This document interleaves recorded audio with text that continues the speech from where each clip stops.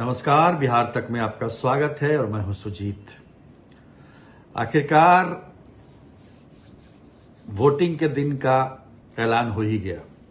6 और 11 नवंबर को वोटिंग होगी और 14 नवंबर को रिजल्ट भी आ जाएंगे। कितना सब कुछ जल्दी जल्दी हो जाएगा, वरना पहले तो महीनों लग जाते थे रिजल्ट आने में। अब ये ठीक रहेगा, ये सही रहेगा।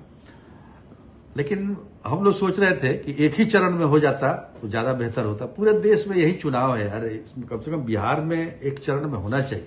और ऐसा नहीं है कि बिहार में एक चरण में चुनाव नहीं हुआ। 1980 में एक चरण में चुनाव हुआ था बिहार में।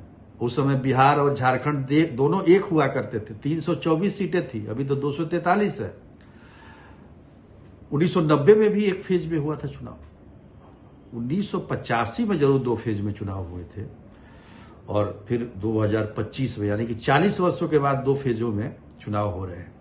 देखिए, मामला गड़बड़ हुआ 95 में टीएन शेषन जब आए चुनाव आयुक्त बनकर, मुख्य चुनाव आयुक्त बनकर, तो उन्होंने बिहार में कुछ ज्यादा ही एक्सपेरिमेंट किया और 5 चरणों में वो चुनाव चला गया 1995 का। उसके बाद तो सिलसिला ही बन गया। हालांकि 2000 में 3 चरणों में चुनाव हुए, मतलब 5 के बाद 3 पर था। फिर देखिए 2010 में 6 चरण में चुनाव हो गए। आश्चर्य लगता है कि 2010 में, जबकि 2005 में सुशासन बाबू की सरकार आ गई, उसके बाद भी 2010 में 6 चरणों में चुनाव हुआ। हालांकि उसमें एनडीए को काफी लाभ हुआ। केंद्र में यूपीए की सरकार जरूर थी उस समय, लेकिन एनडीए को काफी उसका लाभ हुआ और 206 सीटें उस दौरान आया एनडीए को। तो निश्चित तौर पर यह कह सकते हैं कि लंबा जो चुनाव हुआ उसका लाभ हुआ, या फिर विकास की बात। क्योंकि उस दौर में हमने देखा था कि नीतीश कुमार को एक क्रॉस जाति, मतलब कास्ट को ये करते हुए उस बार वोटिंग हुई थी और नीतीश कुमार को जबरदस्त उसमें मतलब एकमात्र हीरो थे उस समय। अब समझिए कि 115 सीट केवल जेडीयू को आया था, 91 सीटें बीजेपी की थी, तो 206 सीटों पर एनडीए विजयी हुई। तो कहने का मतलब यह है कि 6 चरणों में चुनाव 2010 में हुआ था। 2015 में जब 5 चरण में चुनाव हुआ तो नीतीश जी ने कहा कि अरे यार, ये तो बहुत लंबा इन्होंने कर दिया, इसको कम करना चाहिए। 3 चरण उस समय कह रहे थे कि 3 चरण में हो जाए तो बड़ा मतलब अच्छा रहता है ये, लेकिन 5 चरण में हुआ। काफी लंबा चुनाव था वो भी। मतलब हम लोग देखें तो 1980 के बाद से 1995 में और 1915 में 5 साल, मतलब 5 चरणों में चुनाव हुआ। और मतलब वो भी समझ लीजिए 15 और 95, 20 साल बाद फिर 5 चरणों में चुनाव हुआ। और 1985 और 2025, 40 वर्षों के बाद 2 चरणों में चुनाव हो रहा है। 6 चरणों का चुनाव एक ही बार हुआ 2010 में। तो देखा जाए कुल मिलाकर तो अच्छा ही कहा जाएगा। चलिए, अगली बार हो सकता है कि 1 चरण में बिहार का चुनाव हो जाए। और जिस दौर में ये चुनाव लंबे लंबे हुआ करते थे, उस समय हिंसा का भी दौर बहुत जबरदस्त होता था। आजकल तो ईवीएम आ गया है और बहुत सारे मतलब सुरक्षा के इंतजाम होते हैं, इसलिए घटनाएं अब कम होती हैं। पहले ज्यादा होती थी, लोग मरते भी ज्यादा थे चुनाव के दौरान। चुनावी हिंसा में काफी लोग मरते थे। कल ही आंकड़ा दे रहे थे केंद्रीय गृह राज्य मंत्री, उन्होंने कहा था कि 100 चुनावी हिंसा में 700 लोग मरे। तो उस समय होता था, उस समय केवल विधानसभा ही नहीं, लोकसभा, यहाँ तक कि पंचायत चुनाव, 2001 का पंचायत चुनाव मुझे याद है, उस समय भी काफी हिंसा हुई थी। तो कुल मिलाकर देखा जाए तो चुनाव आयोग ने जो ये ऐलान किया है 2 चरणों में, ये काफी सराहनीय है। इसको 1 चरण में होता तो और अच्छा होता। लेकिन चलिए, अभी तो सीटों का बंटवारा भी नहीं किया है इन्होंने, राजनीतिक दलों ने, गठबंधन के अंदर अभी बंटवारा नहीं हुआ है। उम्मीदवारों की तो बात छोड़ दीजिए। हालांकि बहुत सारे उम्मीदवार क्षेत्र में चले गए, उनको इशारा मिल गया है, जो पहले से जीत रहे थे कि आप जाइए काम कीजिए। पर अब देखिए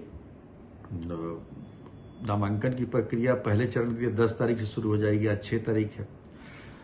तो काफ़ी जल्दीबाजी में, मतलब पूरे 1 महीने बाद, आज 6 तारीख को ऐलान किया चुनाव आयोग ने और अगले 6 को चुनाव है, 1 महीने के बाद। ठीक, वैसे तो कई उदाहरण, आज तो देखिए धड़ाधड़ काम हुए। आज मेट्रो का उद्घाटन भी हो गया पटना में। 2019 से ही मतलब मेट्रो चल रहा था। कई बार इसकी घोषणा हुई कि ये मतलब हम मेट्रो का उद्घाटन होगा, लेकिन आज फाइनली हो गया है। हालांकि पूरी तरह से फंक्शनल अभी भी नहीं है, पर एक सिंबॉलिक चुनाव से पहले करना था, कर दिया उन्होंने। इसी प्रकार से देखेंगे तो बहुत सारे काम हुए हैं और कल ही ये संकेत मिल गया था चुनाव आयोग की तरफ से, जब उन्होंने राज्य सरकार को ये कहा था कि 8 बजे रात तक सारी रिपोर्ट चली जानी चाहिए, कल ही रात में। तो आज माना जा रहा था कि आज ऐलान होगा और ऐलान हुआ भी। और लेकिन इस बार जो है दक्षिण बिहार, उत्तर बिहार इस तरह से करके घोषणा नहीं हुई है, चुनाव की तारीखों की घोषणा नहीं हुई है। आप देखेंगे तो दूसरे चरण में जितने भी बॉर्डर इलाके हैं बिहार के, बॉर्डर जिलों में ही चुनाव हो रहे हैं। पश्चिम चंपारण से देख लीजिए, इधर पूरा घूमते हुए नेपाल, झारखंड होते हुए और इधर आप आ जाइए रोहतास, कैमूर तक। तो ये, हालांकि इसमें भी कारण बताया जा रहा है कि शाहाबाद में एनडीए काफी कमजोर है और केवल 2 सीटें मिली थी 22 सीटों में। मगध में भी स्थिति बहुत अच्छी नहीं है। तो आप देखिए, इसमें शाहाबाद में तो 2 चरणों में चुनाव हो रहे हैं और मगध में भी पटना, नालंदा, सब इलाका तो पहले चरण में है, बाकी सब दूसरे चरण में है। तो इसका भी कुछ ख्याल रखा गया है 2 चरणों में। हालांकि ये भी कहा जाता था कि लंबे मतलब अंतराल के जब चुनाव होते हैं तो उसमें पार्टियां जो है अपनी स्ट्रेटजी बीच में बदलते रहती है और मुद्दे भी बदलते रहते हैं। कई बार अभी लोग चुनाव से पहले कुछ और मुद्दा लेके चलते हैं, लेकिन चुनाव के दौरान कोई और मुद्दा भी हो जाता है।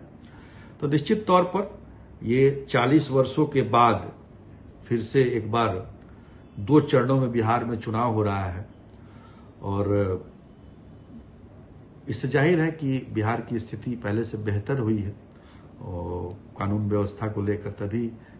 और नक्सली जो प्रभावित जिले थे, पहले तो नक्सली जिलों के लिए अलग से मतलब व्यवस्था होती थी, एक ही साथ होता था चुनाव उनका, तो वो अब नक्सली अब नहीं रहे, नक्सली फ्री कहा जा रहा है बिहार को। तो इसलिए 2 चरणों में चुनाव हुआ, बेहतर है।